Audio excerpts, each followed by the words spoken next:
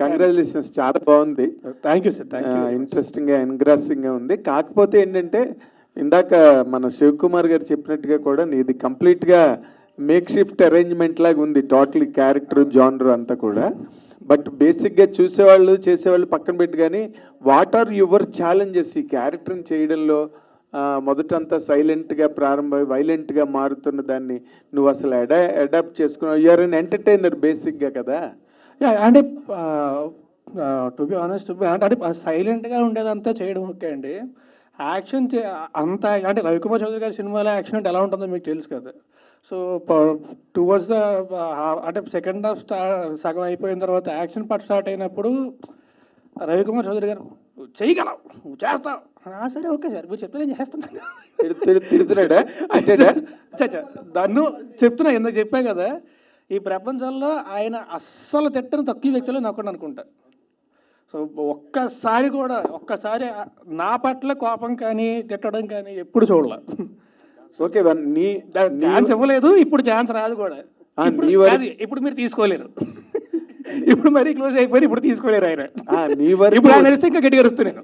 Okay, నీ వరకు వస్తే నీ ఛాలెంజ్ ఏంటి క్యారెక్టర్లోనని? ఛాలెంజ్ అదే చెప్తున్నా కదా, నాకు యాక్షన్ పార్ట్ అంతా చేయడం అది నాకు కొంచెం అంతా చేయడం కొత్త.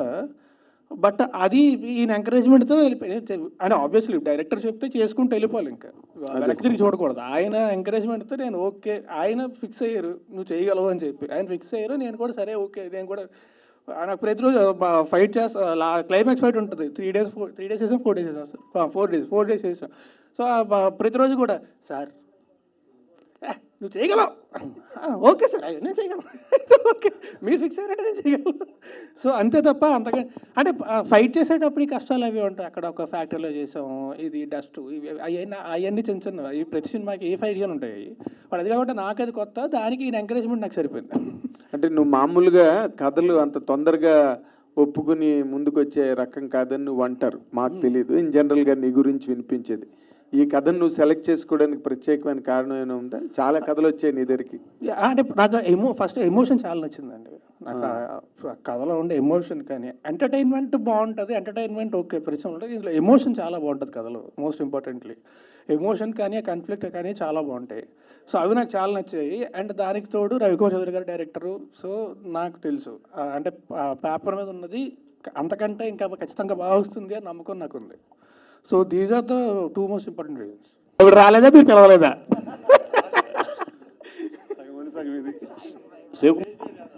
కానీ మీరు అడిగేదానికి ఒకటి ఏంటంటే, నేను సినిమా కథ విన్న తర్వాత సినిమా షూటింగ్ దగ్గర నుంచి కూడా ఈయన చూశానండి. ఈయనకి వేరే దృష్టి కానీ వేరే ఆలోచన సినిమా తప్ప ఇంకేం ఉండదు. నేను ఈయన మ్యాన్షన్ హౌస్, ఈయన హౌస్ కూడా చాలాసార్లు వెళ్ళాను. అక్కడ కూడా ఒక బోర్డు ఉంటుంది, బోర్డు మీద క్యారెక్టర్లో కథ ఇవే ఉంటాయి తప్ప ఇంకేం ఉండవు. సో ఈ సినిమా తప్ప వేరే దృష్టి కానీ వేరే ఉద్దేశం కానీ ఏం తెలియదు ఈయనకి.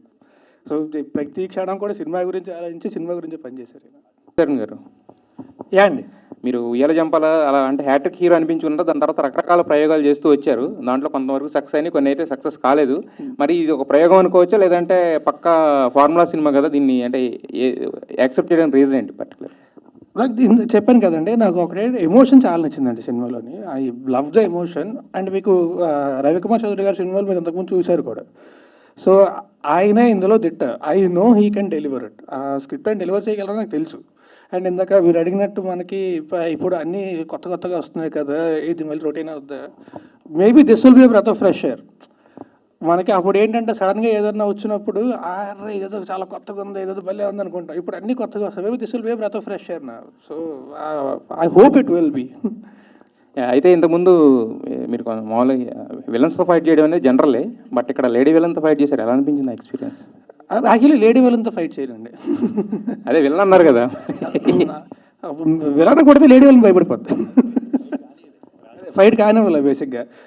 మా డైరెక్టర్ గారికి లేడీ విలన్స్ ముద్దు పెట్టుకోవడం తప్ప కొట్టడం ఇష్టం ఉండదు. అడిగి సీరియస్ మొత్తం డైరెక్టర్ గారిని కార్నర్ చేసినట్టున్నారు. లేదండి, fact, it's known fact, it's everywhere. Proof కావాలండి మీ దగ్గర ఉంది. రాజ్ తరుణ్ గారు. యా అండి. నాగార్జున గారితో నాసాంబరంగా చేశారు. అందులో నాగార్జున గారు కత్తి పట్టుకొని ఇది చేశారు అందరిని. ఇందులో మీరు కత్తి పట్టుకున్నది ఆయన నుంచి ఏమైనా నేర్చుకున్నారు ఈ సినిమాకి?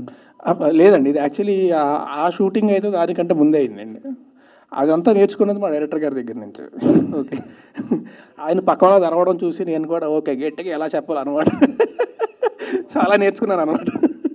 అదే ఫస్ట్ టైం యాక్షన్ సీన్స్ చేస్తున్నారు కదా, ఎలా అనిపించింది? యాక్చువల్లీ నేను నిజంగా ఎంజాయ్ చేశానండి. అంటే అంటే ఫైట్ సీన్స్ అయితే ఇంతకుముందు చాలా సినిమాలు చేశాను, కానీ ఇంత ఇంటెన్స్ యాక్షన్ ఇంతకుముందు ఎప్పుడు చేయలేదు. నేను నిజంగా చాలా ఎంజాయ్ చేశాను. పృథ్వీ ఫైట్ మాస్టర్, తను కూడా అంటే ప్రతిదీ కూడా చాలా కేర్ తీసుకొని చాలా ప్రాపర్గా డిజైన్ చేసి చేస్తాడు. ఇంతకు ముందు కూడా ఐ వర్క్డ్ విత్ సో నేను నిజంగా చాలా ఎంజాయ్ చేశాను ఫైట్ సీన్ అంతా కూడా. ఒకటే ఏంటంటే అదైతే ఒక కార్నర్ తుక్కు ఉంటుంది కదా, అదంతా ఎగురుతూ ఉంటుంది. షుగర్ ఫ్యాక్టరీలు చేసాం, ఆ వాసన ఒకటి, ఐదు ఒకటి, ఆ వేడి ఒకటి, ఇవి తప్ప చెరుకు ఇవి ఉంటాయి కదా పొర, ఇంత ఫ్యాన్లు పెట్టి ఇవి పెట్టి ఎగురుతూ ఉంటే కంట్లో పడి ఇది పడి అది కొంచెం తప్ప, otherwise I really enjoyed the entire action sequence. Okay అండి, విషయాలు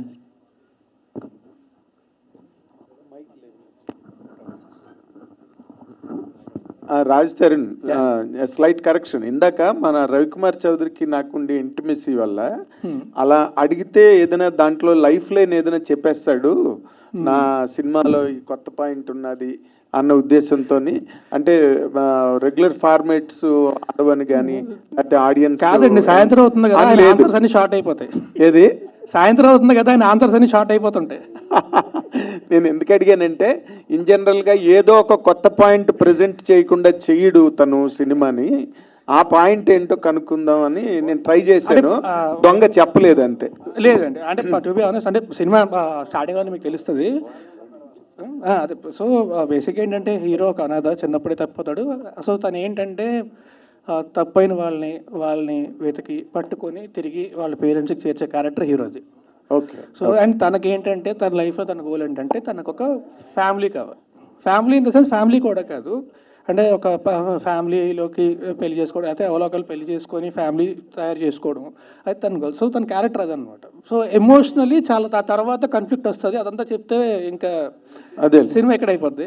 బట్ బేసిక్గా పాయింట్ అది స్టార్టింగ్లోనే. సో క్యారెక్టర్ ఎమోషన్ అది చాలా స్ట్రాంగ్గా ఉంటుంది. ఆ తర్వాత దీంతో పాటు వచ్చే కాన్ఫ్లిక్ట్ కానీ అది చాలా స్ట్రాంగ్గా ఉంటుంది. So this is what I actually loved in the script. Good. All the very best. Thank you అండి. అండ్ అందరికీ కూడా once again thanks lot for everyone. Thanks lot everyone for coming here. Thank you very much ఎంత spend చేసినందుకు. Thanks lot అండి. Thank you very much. Have a good evening.